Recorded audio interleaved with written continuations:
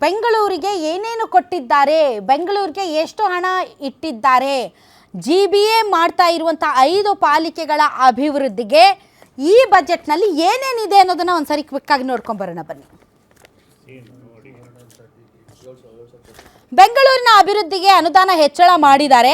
3,000 ಕೋಟಿಯಿಂದ 7,000 ಕೋಟಿಗೆ ಹೆಚ್ಚಳ ಮಾಡಿದ್ದಾರೆ. 5 ಪಾಲಿಕೆಗಳಲ್ಲಿ 1,255 ಕೋಟಿ ವೆಚ್ಚದಲ್ಲಿ ಅಭಿವೃದ್ಧಿ ಕಾಮಗಾರಿಗಳನ್ನು 1,936 ಕೋಟಿ ರೂಪಾಯಿ ವೆಚ್ಚದಲ್ಲಿ ರಸ್ತೆಗಳ ಅಭಿವೃದ್ಧಿ ಮಾಡ್ತೀವಿ. 5 ಪಾಲಿಕೆ ವಾರ್ಡ್ಗಳ ರಸ್ತೆ ಅಭಿವೃದ್ಧಿ ಮೂಲಸೌಕರ್ಯಕ್ಕೆ ಒತ್ತು ಕೊಡ್ತೀವಿ. 1,700 ಕೋಟಿ ರೂಪಾಯಿ ವೆಚ್ಚದಲ್ಲಿ 158 ಕಿಲೋಮೀಟರ್ ರಸ್ತೆಗೆ ವೈಟ್ ಟಾಪಿಂಗ್ ಮಾಡ್ತೀವಿ.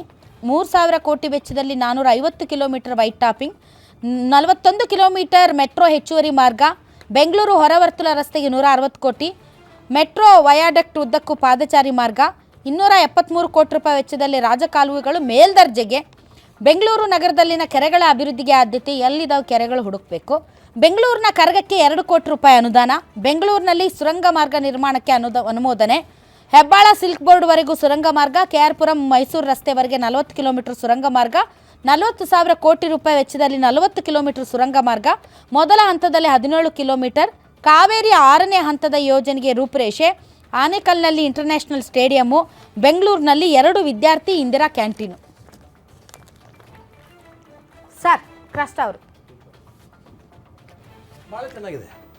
ಯಾಕಂದರೆ GBAದಲ್ಲಿ ಇಷ್ಟೊಂದು ಅನುದಾನ ಕೊಟ್ಟಿರೋದು ನಿಜವಾಗಿ ಒಳ್ಳೆ ವಿಚಾರ.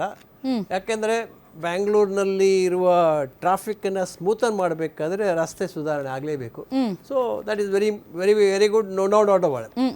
ಆದರೆ ನಾವು ಇಂಡಸ್ಟ್ರಿ ವೃಂದದಿಂದ ಬರೋದರಿಂದ ಇಂಡಸ್ಟ್ರಿಯಲ್ ಎಸ್ಟೇಟ್ಗಳಿಗೆ ಏನು ಕೊಟ್ಟಿದ್ದಾರೆ? ರೋಡ್ಗಳ ಅಭಿವೃದ್ಧಿ ಮಾಡ್ತಿದ್ದಾರಲ್ಲ, ಇಂಡಸ್ಟ್ರಿಯಲ್ ಎಸ್ಟೇಟ್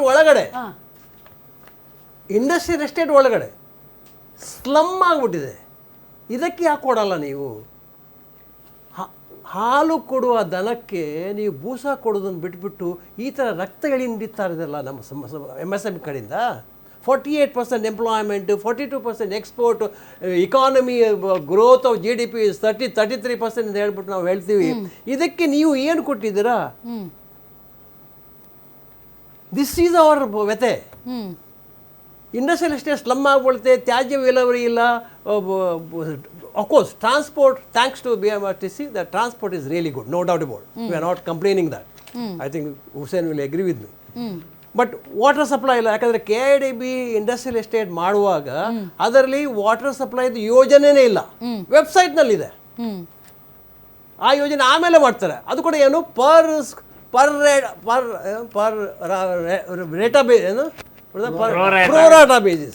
ಪ್ರೋರಾಟಾ ಬೇಸಿಸ್ ಚಾರ್ಜ್ ಮಾಡಿ ಆಮೇಲೆ ನೀರು ಸಪ್ಲೈ ಮಾಡ್ತಾರೆ, ಆಮೇಲೆ ಬಿಲ್ಲು ಮಾಡ್ತಾರೆ.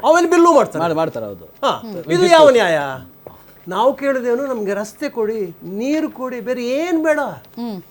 ನಾವು ಬಿಪಾಸ ಅಂತ ಬಿಜ್ಲಿ ಪಾನಿ ಸಡಕ್ ಅಂತ, ಬಿಪಾಸ ಬಾಸು ಅಲ್ಲ, ಬಿಜ್ಲಿ ಪಾನಿ ಸಡಕ್ ಅಷ್ಟೇ ಬೇಕು ನಮ್ಗೆ.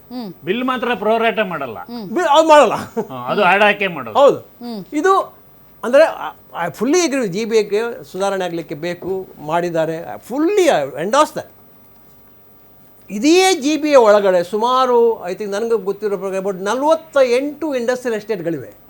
ನೀವು ಸಾರಿ ಅಫಿಷಿಯಲ್ ಮತ್ತು ಪ್ರೈವೇಟ್ ಇಂಡಸ್ಟ್ರೀಸ್ ಕೂಡಿ. ಈಗ ಹುಸೇನ್ ಹೇಗೋ ಹೇಳಿದ್ರಲ್ಲ, ಇಂಡಸ್ಟ್ರಿ ಪೀಣ್ಯದಲ್ಲಿ ಇಟ್ಬಿಟ್ಟು ಅದರ ಸುತ್ತಮುತ್ತ ಇಂಡಸ್ಟ್ರಿ ಇರ್ತದೆ. ದೊಡ್ಡನೆ ಎಸ್ಟೇಟು, ಕಾಮಾಕ್ಷಿಪಾಳ್ಯ, ಹೆಗ್ಗನಹಳ್ಳಿ ರೋಡು, ಈ ಎಲ್ಲ ಇಂಡಸ್ಟ್ರಿಯಲ್ ಎಸ್ಟೇಟ್ಗಳಿವೆ.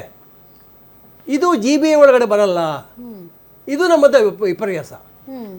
GBA ಒಳಗಡೆ ಇಲ್ಲ, ಅಲ್ಲಿ ಸ್ಥಳೀಯ ಟ್ಯಾಕ್ಸ್ ವಸೂಲಿ ಮಾಡ್ತಾರೆ, ಫೆಸಿಲಿಟಿ ಇಲ್ಲ. ಹಸುಗೆ ಹಾಲು ಬಿಡ್ತಾರೆ, ಅದಕ್ಕೆ ಊಟ ಹಾಕಲ್ಲ, ಅದೇ ಬೂಸ ಹಾಕಲ್ಲ, ಇನ್ಫ್ರಾಸ್ಟ್ರಕ್ಚರ್ ಈಗ ಆಲ್ರೈಟ್. ಈಗ ನಾವು ಸಾರಿಗೆ ಬಗ್ಗೆ ಮಾತಾಡ್ತಾ ಇರೋದ್ರಿಂದ ಇತ್ತೀಚೆಗೆ ಸಾರಿಗೆ ನೌಕರರು ಒಂದು ಅತಿ ದೊಡ್ಡ ಪ್ರಮಾಣದ ಹೋರಾಟ ಮಾಡ್ತೀವಿ ಅಂತ ಹೇಳಿದ್ದಾರೆ.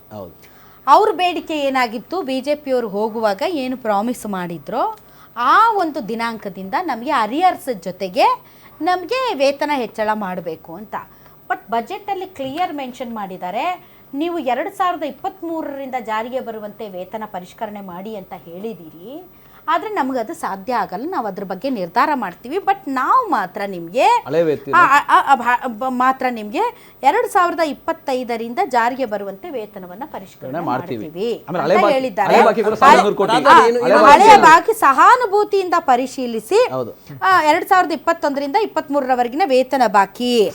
ಆದ್ರೆ ಅವ್ರು ಹೇಳ್ತಾ ಇರೋದು 2023 ನಾನು ಹೇಳ್ತೀನಿ ನಿಮ್ಗೆ ಕೊಡ್ತೀನಿ. 2023ರಿಂದ ನಮ್ಗೆ ವೇತನ ಪರಿಷ್ಕರಣೆ ಮಾಡಿ ಅರಿಯರ್ಸ್ ಜೊತೆಗೆ ನೀವು ಕೊಡಬೇಕು ಅಂತ.